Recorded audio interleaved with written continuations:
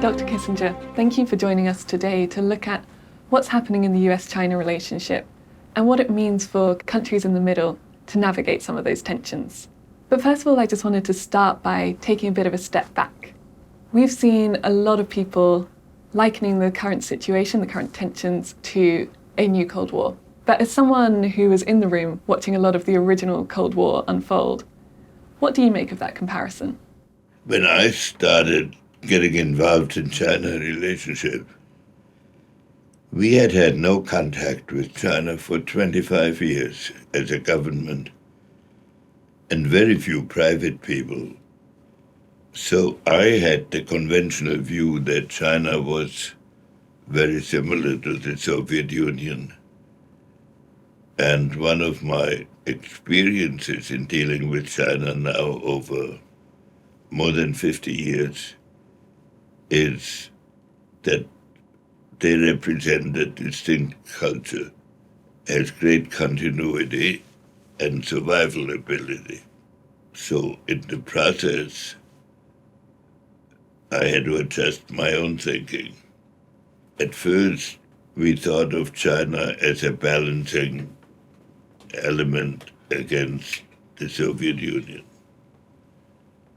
Now we find ourselves in a world where Russia and the Soviet and China, close allies publicly anyway.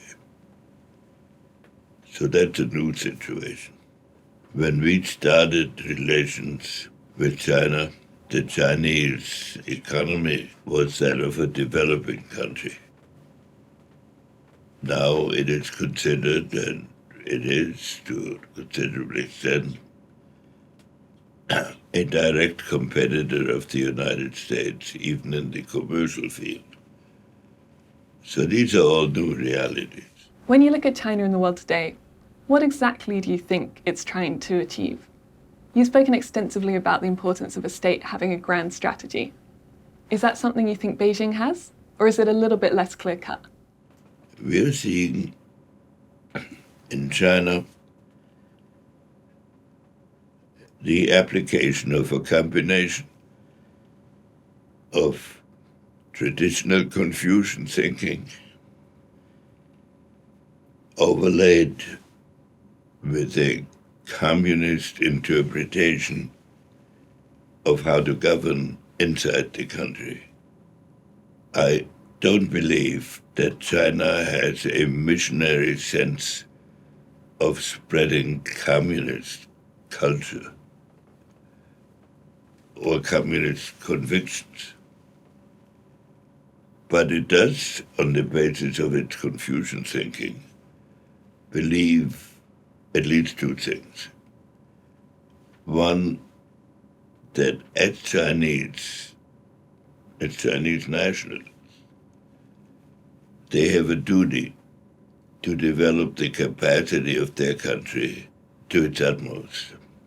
And secondly, that it is the duty of their foreign policy to obtain the recognition of that fact and to insist on China being treated with respect as they define respect.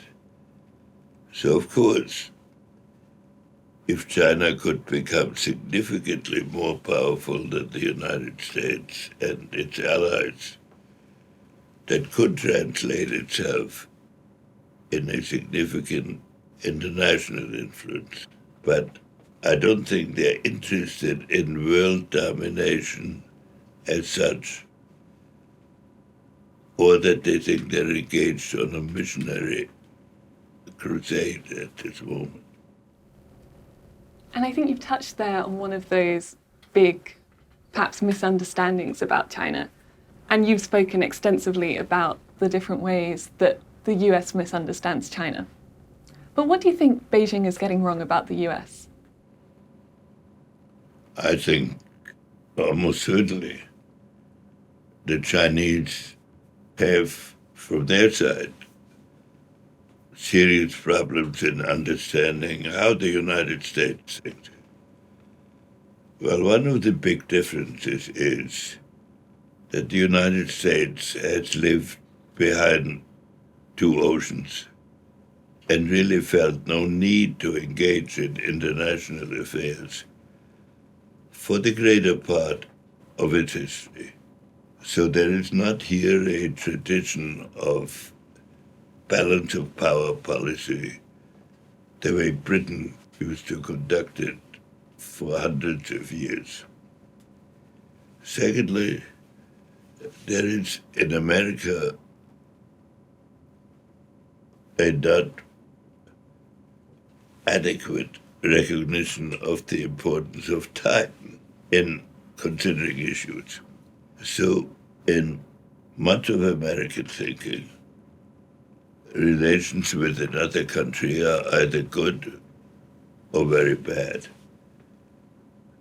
Because if they are not good, you have to remedy the issues, and if they can't be remedied, it means you're in a confrontation. So this oscillating between the immediate and the long term is almost peculiarly American. Chinese leaders would not believe that good personal relations will affect the outcome of a negotiation decisively, because they believe that each side in a negotiation has made its own analysis of the situation and knows what it is capable of doing and what the other side might concede. When, especially over the early periods, American and Chinese negotiators were in the same room, they did not necessarily talk about the same thing. I think this is better understood today than it has been over some periods. And of course, one of those topics that was on the table in the earliest negotiations and still is today is that question of Taiwan. And a lot of coverage seems to take it almost as a given that Beijing will eventually invade. In your view, is it inevitable that we see great power competition turn to outright great power conflict? And what practical steps would you like to see from the US and from its allies to prevent those tensions escalating? The situation, almost from the beginning of resumption of relations, has been this, that the United States accepted the principle of one China, but it did not accept any particular principle by which that could be realized. So the implication of the Shanghai communique has been that we respected the Chinese concern about a unified China, and they needed to respect our concern for a peaceful solution. And for about 50 years, it has worked quite well. Based on my own experience in these discussions,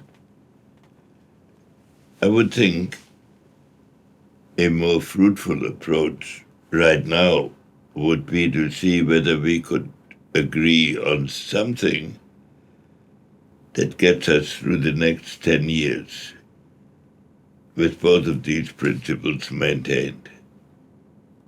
And then at that point, look at the situation. And obviously there's more to this than just the US and China. And we're seeing two almost contradictory explanations of our world at the moment. The first is this return to bipolarity, but the second is an emerging more multipolar world order with bigger roles for India, for ASEAN countries, for the Gulf states. How do you see middle powers and emerging economies fitting into all of this? I think that a general war using without restraints on existing technology and with constant temptations for each side to do a little better has a great danger of escalating into general war. And then a general war between high-tech countries really must be avoided. So in that sense, the major countries are under some restraint from the beginning. We've now had nuclear weapons for 85 years. And while people made threats now and then, they've never actually been used. And that's a challenge for us here, again, except that artificial intelligence is not like nuclear weapons. Nuclear weapons you could count, and you could limit their throw weight on the total numbers. Artificial intelligence really operates intangibly and on things that haven't been invented yet, that you have to make part of the negotiation. So we're seeing a lot of unprecedented, distinctly 21st century challenges at the moment. Chief among them, of course, as you mentioned, is AI. But we're also seeing a lot more that's reminiscent of the 20th century, whether that's war in Europe or the re-emergence of a lot of non-aligned thinking in many parts of the world. As someone who's been through a century of their own, what are the biggest shifts you've had to make in the way that you understand global politics? Well, in the 19th and 20th century, until nuclear weapons at least, the politics or the international policy of some countries was geared towards a balance of power. Now, this is to some extent still valid, but the elements of power are changing. Because the essence of artificial intelligence, which is not sufficiently understood yet, is not that you invent something new that you recognize, but that a new way of thinking is emerging. And therefore, you don't know how this new way of thinking, in what direction it will move. In the last great change in human intelligence, the mankind learned to explain itself by hypotheses, by tests, and it was measurable. This is not measurable because it's intangible. But on the other hand, it needs to be restrained in some fashion because it can, and it will enter many fields, medicine, biology, almost any human intellectual activity. So there is a big change that you start with your conclusion and then have to explain why it happened. So that will have a big impact on human thinking. But human thinking has to be careful not to run away with itself and not to liberate capacities that can wind up in the destruction of humanity. And that's where the United States and China have a special obligation, because they're in a special position to make progress scientifically. But how to limit the possible interpretations and applications is a challenge for each country and then for the countries between themselves. And finally, we're here today as part of this year's Future of Britain conference. So I just wanted to take this opportunity to focus in a little more on the UK itself. In a recent interview, you said your number one piece of advice to leaders is to identify where you are pitilessly. Yeah. What does that look like in a UK context? If you were a UK leader looking out at this global landscape, what would be your priority? Well, I have always been an advocate of the special relationship between the United States and Britain. Not out of sentimental reasons primarily, but out of the reality that the cultural background of Europe and the United States is very parallel.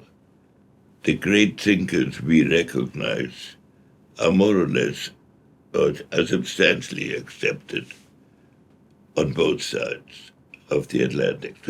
So that creates a special Atlantic relationship.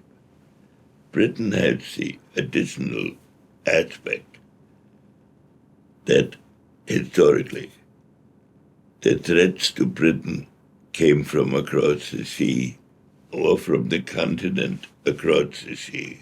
So Britain was not involved in the European balance of power to the same extent, but it was deeply involved in it from the maritime point of view. We have fought 2 wars together. I've said somewhere, and actually you're in trouble when you quote yourself, but negotiating with the British, they try to make themselves part of your thinking and participate. So now we have this artificial intelligence issue. And eventually it should encompass the whole world because of its wide applications. The leading research in artificial intelligence outside the United States and China is in England. And so on that, England is linked to us to a considerable extent historically and intellectually. And so, in the nature of things, the special relationship now is developing rather well on that front. Eventually, China has to be brought into it because we don't want 2 cultures developing in the world in which the mere fact that they're so different creates tensions and possibilities of misunderstanding. So that's our great challenge in this period. Thank you, Dr. Kissinger. Our time is about up, but I think you've given us all a lot to think about. On behalf of TBI, My Life, My Say, and everyone back in the room in London, thank you for your time today. Thank you, Dr. Kissinger.